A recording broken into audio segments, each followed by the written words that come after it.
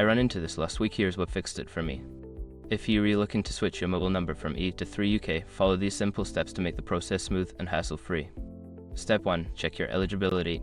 Before filing a refund or dispute, use the iShark.com link in the description to open the refund dispute deadline calculator and confirm your deadline. Step 2. Request your PSE code. Contact E to request your porting authorization code PSE. You can do this via the customer service number or through the app.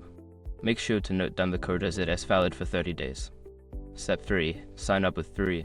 Once you have your PSE code, sign up for a new plan with 3. You can do this online or at a store. During the sign-up process, you will be prompted to enter your PSE code. Step 4. Insert your new SIM. After signing up, you will receive a new SIM card from 3. Insert this SIM into your phone.